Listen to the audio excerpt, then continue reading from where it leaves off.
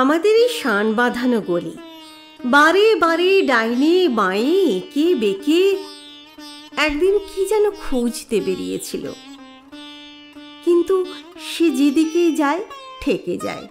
এদিকে বাড়ি, ওদিকে বাড়ি, সামনে বাড়ি।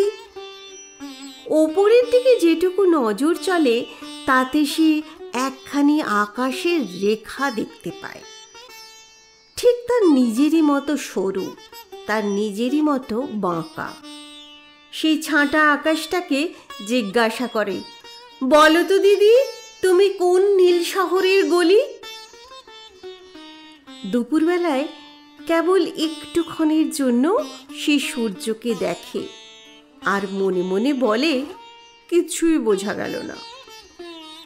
বর্ষা মেঘের ছায়া দুই সার বাড়ির মধ্যে ঘন হয়ে ওঠে। কে যেন গলির খাতা থেকে তার আলোটাকে পেন্সিলের আঁচড় দিয়ে কেটে দিয়েছে। বৃষ্টির ধারা শানের উপর দিয়ে গড়িয়ে চলে। বর্ষা ডমরু বাজিয়ে যেন সাপ খেলাতে থাকে। পিছল হয়, পথিকদের ছাতায় ছাতায় বেঁধে যায়। ছাদের উপর থেকে ছাতার উপরে হঠাৎ নালার জল লাফিয়ে পড়ে চমকিয়ে দিতে থাকে। গলিটা অভিভূত হয়ে বলে, ছিল খটখটে শুকনো, কোনো বালাই ছিল না, কিন্তু কেন অকারণে এই ধারাবাহী উৎপাত? ফাল্গুনী দক্ষিণের হাওয়াকে গলির মধ্যে লক্ষ্মী ছাড়ার মতো দেখতে হয়। ধুলো আর ছেঁড়া কাগজগুলো এলো মেলো উঠতে থাকে। গলি হতবুদ্ধি হয়ে বলে, এ কোন পাগলা দেবতার মাতলামি? তার ধারে ধারে প্রতিদিন যেসব আবর্জনা এসে জমে, মাছের আঁশ, চুলোর ছাই, তরকারির খোসা, মরা ইঁদুর, সে জানে এইসবই হচ্ছে বাস্তব।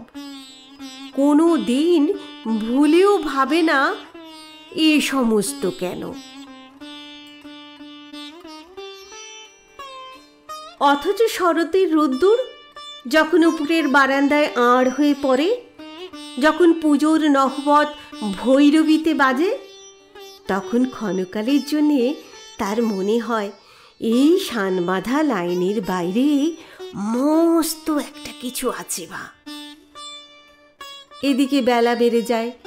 ব্যস্ত গৃহিণীর আঁচলটার মতো বাড়িগুলোর কাঁধের উপর থেকে রোদ্দুরখানা গলির ধারে খসে পড়ে। ঘড়িতে 9টা বাজে। ঝি কোমরে ঝুড়ি করে বাজার নিয়ে আসে। রান্নার গন্ধে আর ধোঁয়ায় গলি ভরে যায়। যারা অফিসে যায় তারা ব্যস্ত হতে থাকে। গলি তখন আবার ভাবে, এই শান বাঁধা লাইনের মধ্যেই সব সত্য। আর যাকে মনে ভাবছি মস্ত একটা কিছু, সে মস্ত একটা স্বপ্ন।